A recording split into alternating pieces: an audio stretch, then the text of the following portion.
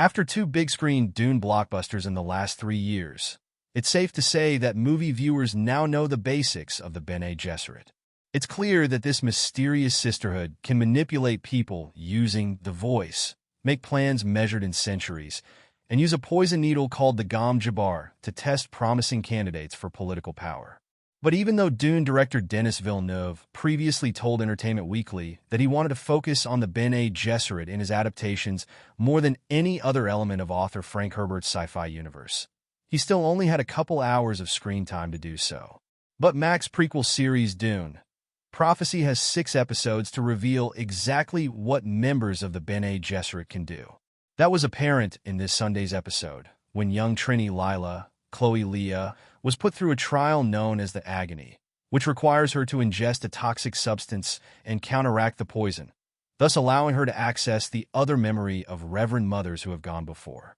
This happened to Lady Jessica, Rebecca Ferguson, in Dune Part 2, but the film mostly focused on the effect the ritual had on Jessica's pregnancy. It's usually not allowed for Bene Gesserit members to be pregnant while going through the process.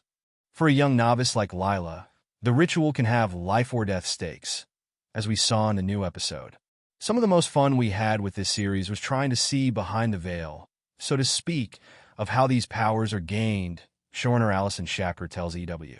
They appear to us as superpowers, but as evolution has happened, and these women have pushed evolution forward, it's grounded in this more scientific idea while still being mysterious.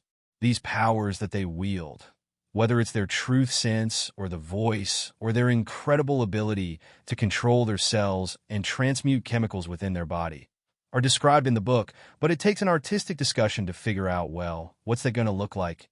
But it was exactly that collaboration between different members of the filmmaking team, the same kind that created the first episode's big sci-fi twist, that Shapker found so rewarding about making Dune Prophecy. Those really are some of the best collaborative meetings you could have, Shapker says. When it comes to the agony that takes place in Episode 2, I'm astounded by the creativity of our visual effects team in putting that together. At every level, you're trying to keep it grounded, and you're trying to keep it artistic, and you're trying to keep it restrained, believable, and elegant. It's all a tightrope, but I hope we pulled it off.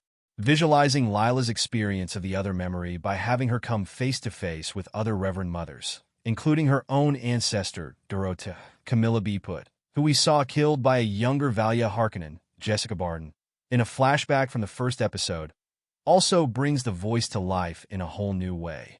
I love getting to tell the story of the voice, and I love that it comes out of character and out of a trauma, Shapker says. Those are the moments that are just so exciting